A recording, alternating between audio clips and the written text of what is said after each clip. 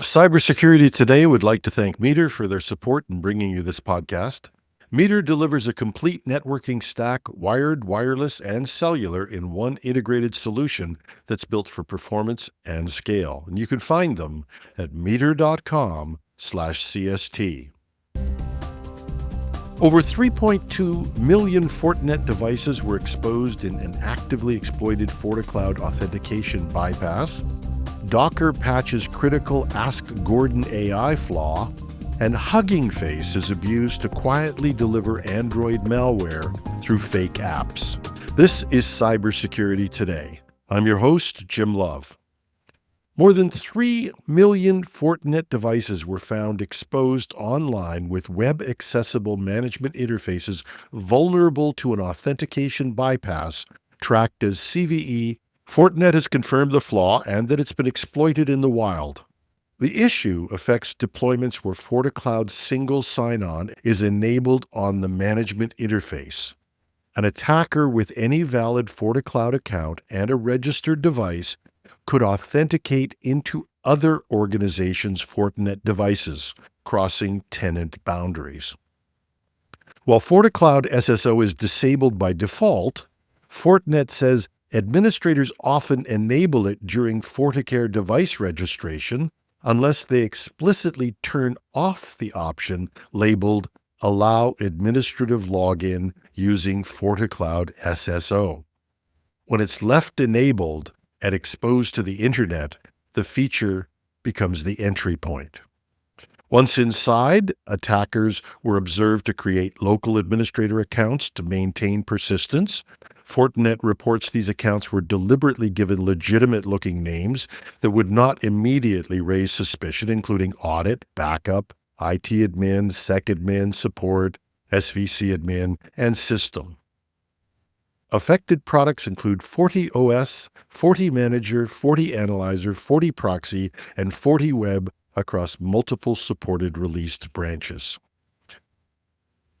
The vulnerability carries a CVSS score of 9.4, and it's been added to the U.S. Cybersecurity and Infrastructure Security Agency, CISA's Known Exploited Vulnerabilities Catalog, which usually means they're confirming active exploitation. Fortinet has issued patches, and CISA has set an aggressive remediation deadline for affected organizations. As part of its response, Fortinet disabled FortiCloud SSO on the FortiCloud service itself on January 26th. The service was re-enabled on January 27th, but it now blocks authentication attempts from devices running vulnerable firmware versions. As a result, customers must upgrade to the latest fixed versions for FortiCloud SSO authentication to function.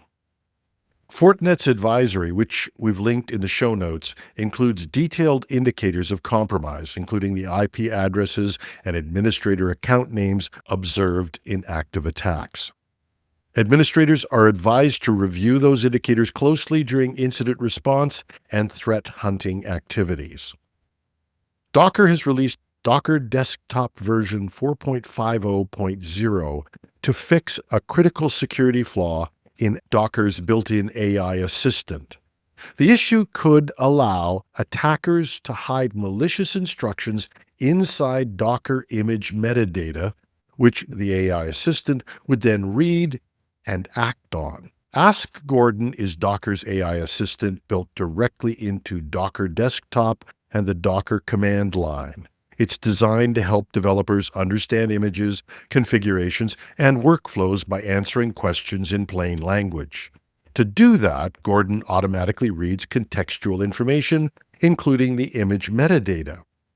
The vulnerability arose because Gordon did not clearly distinguish between data and instructions. If a developer asked Gordon about a Docker image, and that image contained carefully crafted metadata, the AI could interpret that metadata as instructions rather than information. Those instructions could then be passed along to Docker's Model Context Protocol, or MCP gateway, which connects the AI assistant to Docker tools. And because MCP assumes the AI's requests are trustworthy by design, Those hidden instructions could be executed with the user's own permissions. In some configurations, that allowed remote code execution. In more restricted setups, researchers showed it could still be used for high-impact data exfiltration, pulling internal configuration details and sending them outside the environment. Security researchers would describe this as a form of indirect prompt injection. Instead of typing a malicious prompt directly into the AI, the attacker hides the instructions somewhere the AI is trained to read, in this case, Docker image metadata. It's the same class of problem seen in large language models, but applied to an AI assistant embedded inside a developer tool. Docker's fix requires explicit user confirmation before Gordon can invoke MCP-connected tools, breaking the automatic execution chain. And Docker is urging users to update to version 4.50.0 immediately. The deeper issue here is that AI assistants are treated as passive helpers, when in reality, in this new agent environment, they can take real actions, and they're implicitly trusted simply because they live inside an application. And this incident shows both of those assumptions are wrong. Security researchers are warning about a patient, multi-stage Android malware campaign that used Hugging Face to host malicious payloads, giving the operation a level of legitimacy that helped it evade suspicion.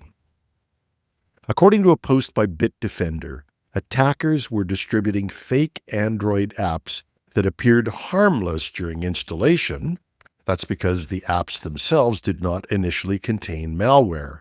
Instead, after installation, they contacted external infrastructure to download a remote access Trojan, or a RAT, hosted on Hugging Face repositories, abusing the platform's reputation as a trusted developer and AI resource.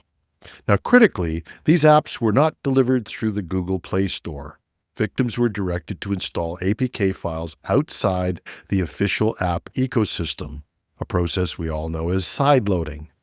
Now, people might assume that Hugging Face is a reliable source, and it does host legitimate code and models. But it's not set up to screen Android binaries the way an app store does, and the malicious payloads were able to blend in and persist. Bitdefender says the malware enabled persistent remote access, including device surveillance, data theft, and the ability to deploy additional components later. The campaign relied on delayed execution and clean first impressions, allowing it to bypass both automated scans and casual user scrutiny.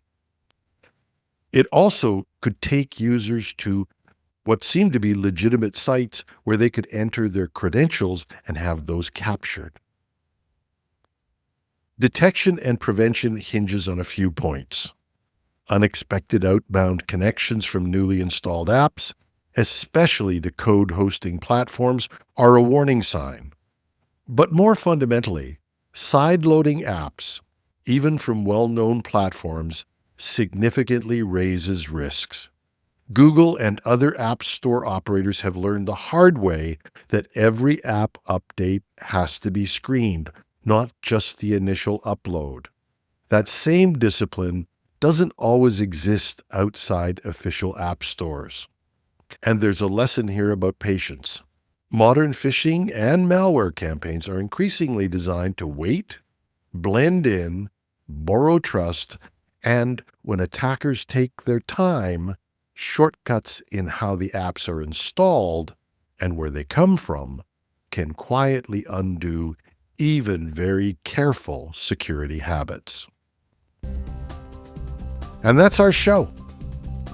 We'd like to thank Meter for their support in bringing you the podcast. Meter delivers full-stack networking infrastructure, wired, wireless, and cellular to leading enterprises.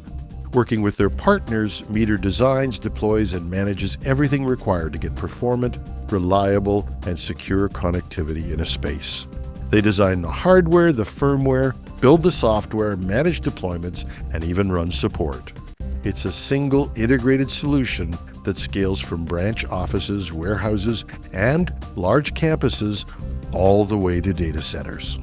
Book a demo at meter.com/CST.